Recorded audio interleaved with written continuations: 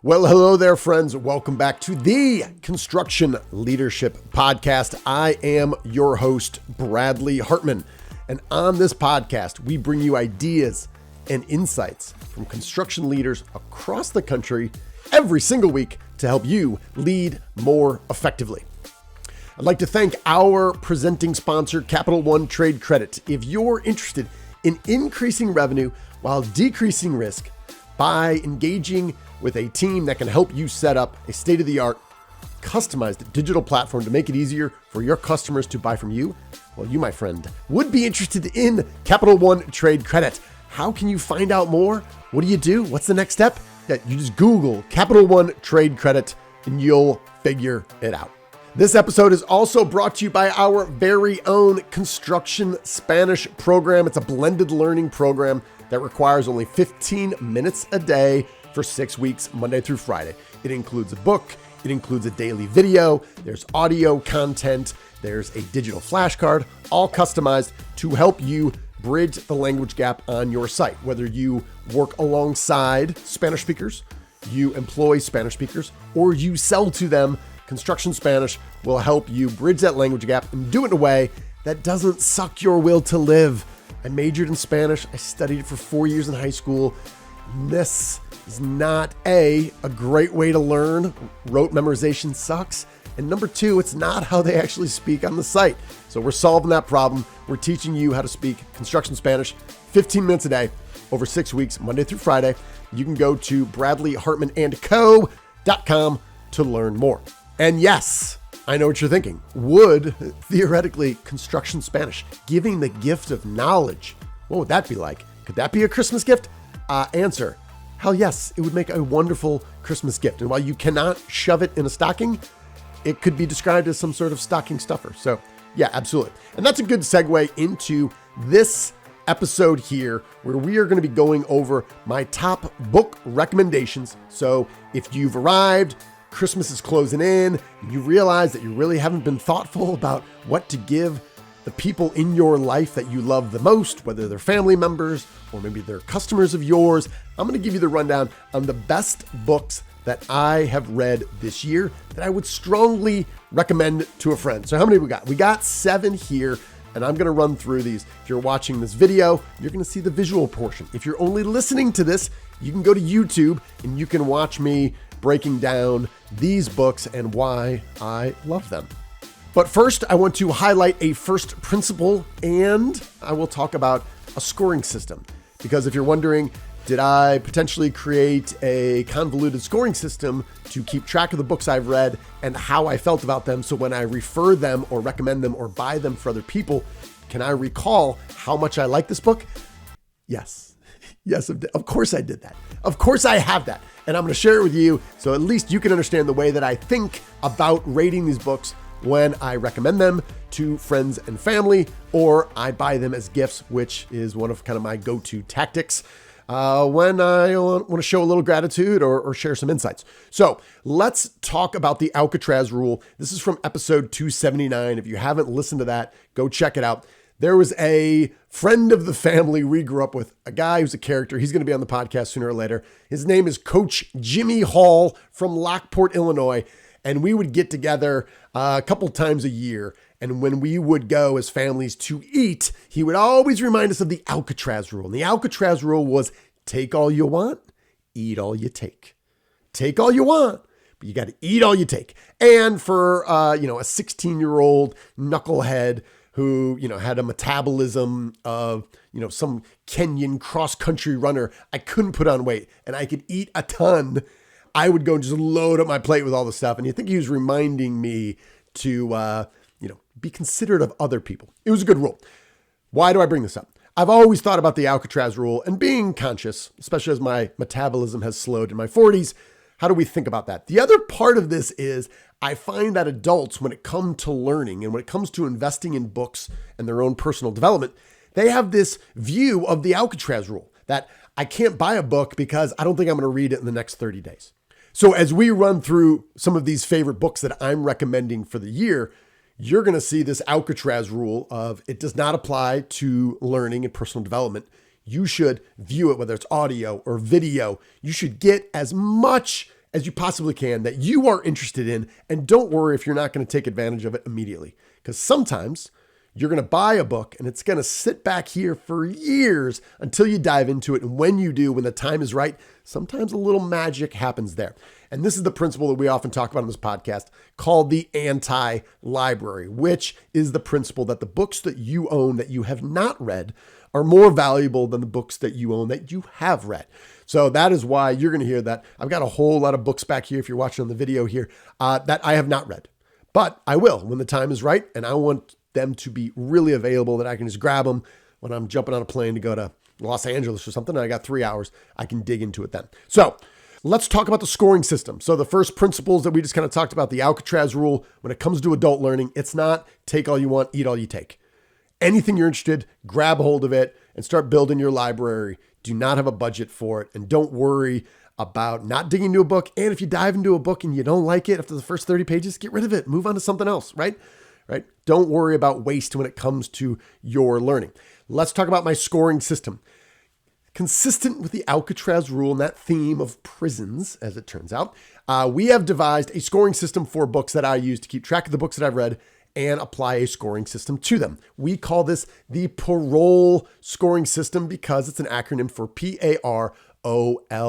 So what does the P stand for? The P stands for persuasion. Was this book persuasive? Did it change the way that I think and the way that I look at the world? The AR is kind of a combination. Is it applicable to reality? Sometimes I want to read a book that is totally irrelevant and it's fiction. It's just going to be a fun read. But most often I'm looking for books that have a story or something memorable that's going to help me lead a better life and be more intelligent, or hopefully learn something that can be relevant to a friend of mine or someone I know who's struggling with something. So is it applicable to reality? So we got, is it persuasive? Is it applicable to reality? The O is it objective? Sometimes the authors are not objective at all, and I do not prefer to read those sorts of things. The L stands for length. All things being equal, I would prefer it be shorter than longer. And as an author, I can tell you I'm trying to apply that myself as well. And E stands for entertainment. Was it fun? Did I laugh? Did it engage me? And overall, was it entertaining? So that is the PAROLE model. I apply a scoring system to this. I will make this available if you want to do this for yourself. Knock your socks off. But also it'll help me kind of keep in mind to what degree I really enjoyed these books. Okay, then friends, let's dive into my book recommendations for 2022. The first book I will recommend is something that got me out of my comfort zone. It's the book called Barça, or Barça, as they would say it, in Barcelona, in Spain. It's the book about FC, the football club, Barcelona, and it's written by a guy named Simon Cooper, who's a sports writer for the Financial Times, really talented writer. Visited Spain for the first time ever this past year with my family. And dude, I tell you what, FC Barcelona has figured out how to turn every single part of the experience of getting to know them and their stadium and learning about their history into a monetized event. So we went there, we spent a bunch of money, learned about them. I was kind of fascinated about the way so FC Barcelona and some other football clubs, they are actually owned by the town they are in. They have socios, which is basically an associate. It's kind of like the Green Bay Packers model where, hey, I own a little piece. It's not actually true in Green Bay. And actually, after Green Bay Packers tried to do that, be owned by the city of Green Bay, that was outlawed. It is illegal now to have a new football franchise in the National Football League owned by a town. However, it's really interesting to look at a different model about a professional sports club when the city owns it and different decisions they make. Fantastic book. I really recommend it. And especially with the World Cup going on, I think you'll enjoy that. I also learned about one of the most fascinating guys I've never heard of, both for management and business, coaching, communication, and sports, is this guy, Johan Cruyff. Now, he's from the Netherlands. He is the guy, he played for FC Barcelona. He also coached FC Barcelona. Total character, more to come on this. I fell in love with this guy. He's been dead for a while. But fascinating dude, and I'm going to write more about him and was really inspired by him both as a player as well as a leader. And most people don't know him. Even people who really enjoy football, soccer, do not know much about Johan Cruyff. And it's pretty much after Pele, all-time history of most influential players. This guy's number 2, Johan Cruyff. And most people don't know. His book, which was a biography called My Turn, I would read FC Barcelona, the Barca book first. If you dig it, you can use this, but I wouldn't jump right into there. So that's the first book, is Barca. The second book on my list that I would highly recommend to a friend is Genghis Khan and the Making of the Modern World by Jack Weatherford. Now, Genghis, or Genghis, right? This is one of those terms when you pronounce it correctly, other people think you're dumb because they think you're pronouncing it incorrectly. So whatever. Genghis Khan is actually how you say it, according to the book anyway, or Genghis Khan. I don't really care. However, I would strongly recommend this to a friend. Obviously, I'm representing it here. Why? Fascinating book about the Mongols in the 12th century. And when you look at a map and understand that China is roughly the same size as the United States, and you see how large Russia and Siberia is, and how far China is from Europe on a map, and to know that these cats went and dominated all of it is absolutely fascinating. I didn't know anything about it going in. So understanding and learning about Genghis Khan and his family, and how, well, lots of trials and tribulations with family members and leadership and disputes over time, they instituted a lot of really practical business management, leadership, and structural institutions that survive to this day. So that was really crazy. And the book really articulates something I hadn't thought much about or ever, which was this one key strategic decision Genghis Khan made. And it was no infantry, only cavalry. So that means they had about 100,000 person army. So they're only going to travel on horseback, and they need about 5 horses per cavalry member. So they needed over about 500,000 horses. And when they would all travel as a single unit, people would be so frightened they would surrender when they wouldn't even be miles out, because they would hear the sound of 500,000 horses all heading their direction. So it's kind of this interesting idea of how one single key strategic choice can really impact everything else. And obviously the speed of battling people on horses when everyone else at that time, again, the 1200s or so, was still on the ground, walking in boots, with a bunch of metal armor. So now you had these flying guys on horses while everyone else is really slow and heavy on foot. Obviously, a lot of massacres happened. Anyway, strongly recommended to a friend, Genghis Khan and the Making of the Modern World.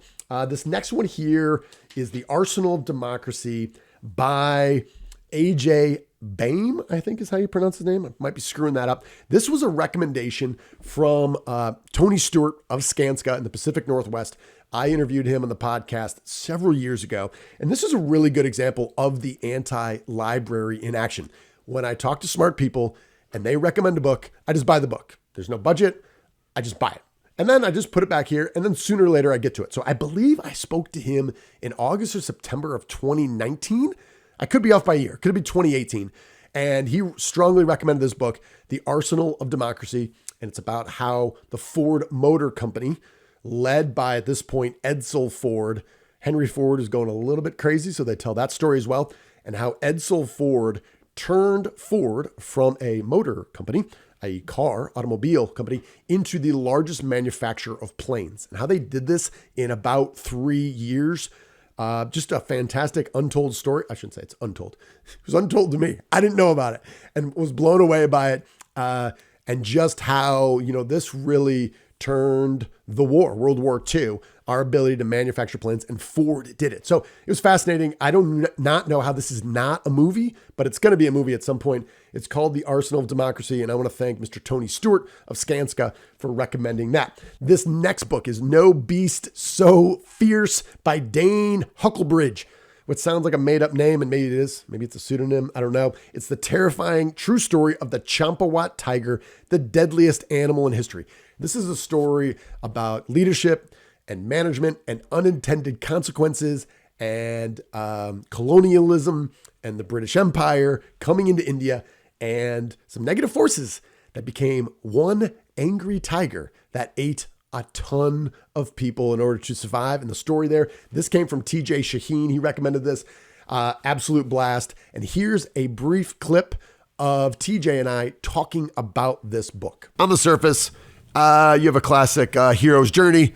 We got a tiger eating people, and we have a tall, white, British, musketeer who's going to take it down. That's on the surface. What's below the surface, TJ? Well, again, I think that what scares me is that with the Indian proverb that's at the very beginning of the book, before we even get there again, is do not blame God for having created the tiger, but thank him for not giving it wings. So that, that had me. I was all right, let's go. It's like a mosquito, but like with a lot of fur and about 300, 400 pounds on top of it. Yeah. And claws. And, just a savage, look, at the end of the day, what happens with this tiger is really, it's not a beast so fierce. It claimed over 435 lives in Nepal back in the early 1900s. It's a great story, great read, but it's really about just two countries with really the British and the Nepalese coming together and colonialization. Industrialization and forcing a complete ecosystem catastrophe where all these tigers and animals and elephants are all out. So they have nowhere else to live and they have no food source anymore. And that really, at the end of the day, you realize that this is a man-made catastrophe. It has nothing to do with the Bengalese tiger, which is a Champawat tiger that was featured in this book. But it's a great book. It's a great history too, to learn about the British, the Indian tea company that was kind of a facade that they used to kind of funnel money back up to Britain, and also the Nepalese as well. It's all about a power struggle, and unfortunately, people that get caught in the middle of it are the farmers and the local people that are this indigenous tribe that are there, and the animals around there. And unfortunately, the tiger's got to do what he's got to do, and when he's hungry, he's got to go eat. Next book on my list is The Ghost Map by Stephen Johnson, subtitle, The Story of London's Most Terrifying Epidemic and How It Changed Science, Cities, and the Modern World. So obviously, we've all gotten a little bit more intelligent, probably, when it comes to epidemiology, and there's no such thing as pandemiology. Epidemics and pandemics with COVID-19. I had read this, actually I listened to this book, I don't know, maybe a decade ago, called The Ghost Map, and something triggered it, and I bought the book and reread it and had the same exact experience. Absolutely loved it. Fascinating story. It's London, when London in the course of like a decade tripled in population, became kind of the center of the industrial world, and a cholera outbreak, and how kind of epidemiology, or how we kind of collect statistics and analytics to understand where things are happening.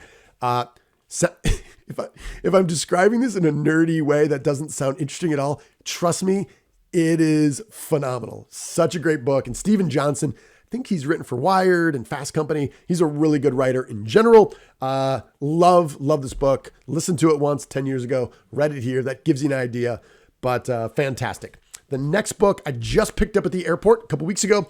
It's called Killers of the Flower Moon. If in New York Times or the Wall Street Journal, or you just keep track of like the most popular books now, you're going to see this is on the list of a lot of them. And generally, I stay away from these books. I want to give it some distance, see 5-10 years down the line, how they hold up over time. I fell into the trap of looking for a book before I jumped on a flight, grabbed this, and it's by David Graham, and the subtitle is The Osage Murders. I believe that's how you pronounce the Indian group of kind of the Oklahoma, Kansas region, the Osage. I could be screwing that up. If I am, the internet will tell me, and I'm sorry. The Osage Murders and the Birth of the FBI. So it's kind of a murder mystery, true story, involves a young J. Edgar Hoover, and kind of the FBI got popularized as really we had this manifest destiny, westward expansion in the United States in an era where there's a lot of distrust about the government, to the point that there were no police forces. So it's kind of the story about the FBI and how the departments of police came in.